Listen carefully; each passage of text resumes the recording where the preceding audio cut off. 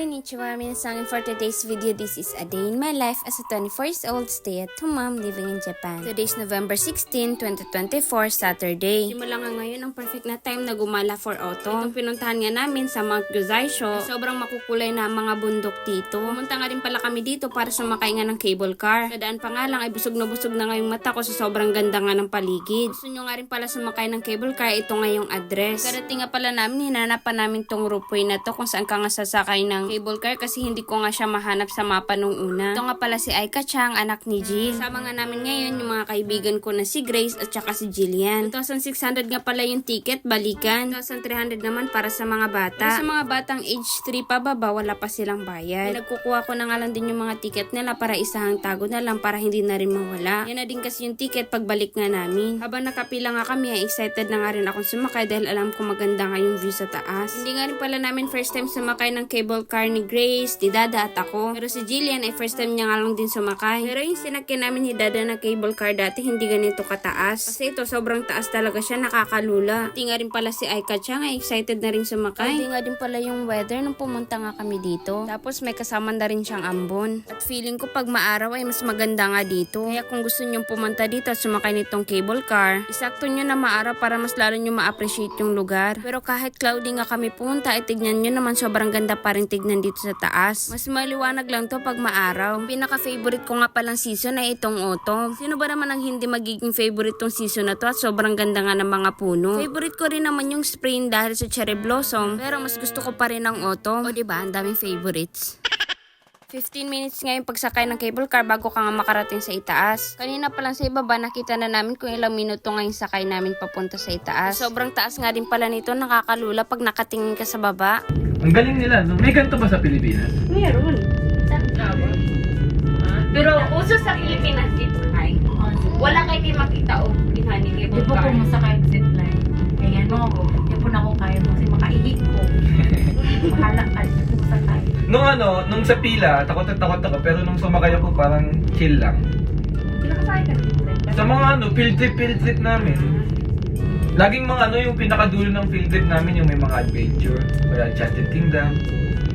Hindi ako nakaka-relate kay Dada kasi hindi ko naman naranasan ng field trip. At saka hindi pa din ako nakakasakay ng zipline pero wala rin akong balak sumakay doon. Nakakatakot din. Sobrang tagal nga namin nakasakay dito, hindi na rin natutuwa si Aika Chang. Tignan nyo guys, sobrang taas. Mas maganda talaga yung lugar na to pag nakita nyo sa personal. Pagkababa nga namin ng cable car, dumiretso nga kami dito sa museum nila. Kikita nyo nga dito yung mga ginamit nga sa cable car. At bumaba na nga rin pala kami kagad pagkatapos namin dito. Tanghali na nga rin pala kami dumating kaya naghanap na rin kami ng restaurant. Nadaanan nga rin namin itong mga souvenirs na to at kumuha nga kami nito pagkatapos namin kumain. Bumili lang kami ng ticket tapos naghintay ng order namin. Ang trip nga ngayon ni Ita na iintog nga yung sarili niya.